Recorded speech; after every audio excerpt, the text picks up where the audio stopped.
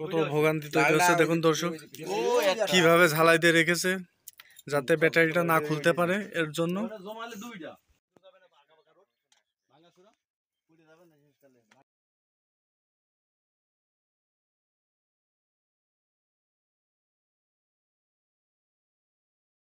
আমি মোহাম্মদ ফখরুল ইসলাম, ইউনিয়ন ভূমি উপসহকারী কর্মকর্তা, মহারাজপুর ইউনিয়ন ভূমি অফিস।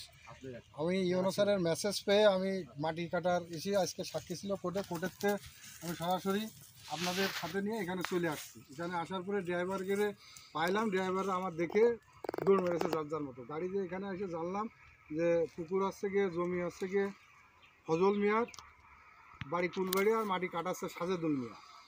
সাজেদুল মিয়াও আমাদের দেখে দৌড় মেরেছে, আমরা ধরতে পারিনি। তারপরে গাড়ির হচ্ছে গিয়ে 4টে ব্যাটারি খুলে আর হচ্ছে গিয়ে একটা গাড়ি নিয়ে, বাইরের একটা ড্রাইভার নিয়ে আমি থানায় নিয়ে আসলাম।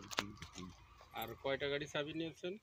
গাড়ির চাবি আমার কাছে আছে 3টে, তার ভিতরে একটা গাড়ি ওখানে দিয়ে দিলাম, আর 2টো চাবি আছে আমার কাছে। এগুলোর বিরুদ্ধে আইনগত আর কি ব্যবস্থা নেবেন? আইনগত থানায় হচ্ছে গিয়ে বালু মহল আইনের আওতায় হচ্ছে গিয়ে মামলা হবে।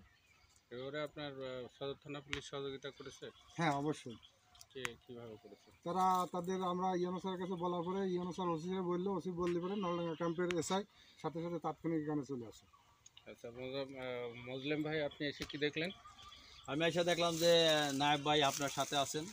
এসে অনেক গাড়ি ড্রাইভাররা ফেলে দৌড়াইছে, তখন একজন ড্রাইভার যেতে পারে নাই, তার সেটা বাইরের ড্রাইভার। তখন ওনাকে দিয়ে একটা গাড়ি সহ আর কি থানায় পাঠানো হয়েছে, আমার একজন ফোর্স সহ।